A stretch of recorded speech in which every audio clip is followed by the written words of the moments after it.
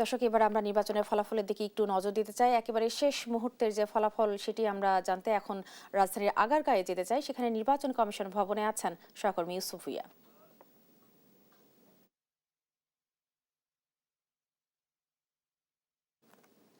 ইউসুফ, এই নির্বাচনের শেষ মুহূর্তের যে ফলাফল সেটি আপনার কাছে জানতে চাই।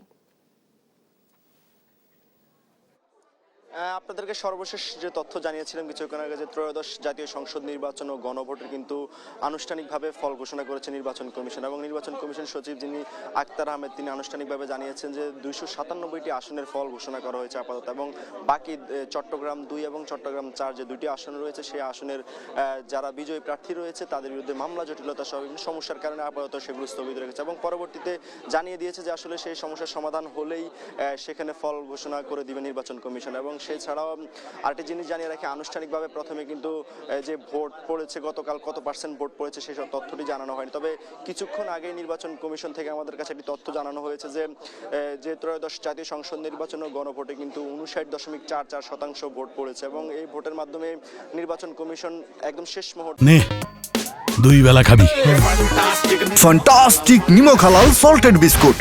নির্বাচনে যিনি কমিশনার রয়েছেন ইসি সানাউল্লাহ, তিনি বলেছেন যে অবাধ, সুষ্ঠু এবং নিরপেক্ষ নির্বাচনের জন্য নির্বাচন কমিশন বদ্ধপরিকর ছিল, এবং তারা তাদের যে দায়িত্ব সে দায়িত্ব সুন্দরভাবে পালন করেছেন। এবং তারা দাবি করছেন যে অবাধ, সুষ্ঠু, নিরপেক্ষর জন্য নির্বাচনের জন্য যে ধরনের প্রস্তুতি এবং যে ধরনের কাজ করা প্রয়োজন সব ধরনের কাজই সম্পন্ন করেছে তারা।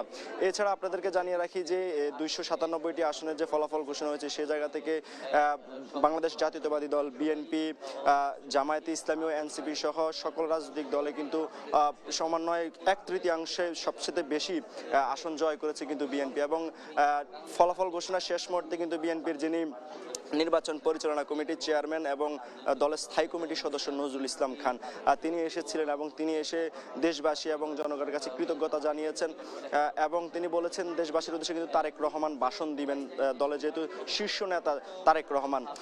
এবং আমরা এখন কিছুক্ষণ অপেক্ষা করছি, আমরা যতটুকু তথ্য পেয়েছি যে নির্বাচন কমিশন সচিব আমাদের সঙ্গে কথা বলবেন, এবং অফিসিয়ালি আমরা জানতে পারবো যে আসলে 297টি যে সংসদীয় আসন রয়েছে সেখানে কোন দল কতটি জয়লাভ করেছে। তো এই আনুষ্ঠানিকভাবে কিছুক্ষণ পরে যে ব্রিফিংটি হবে সেই ব্রিফিং এর মাধ্যমে তিনি আসলে আমাদেরকে জানাবেন।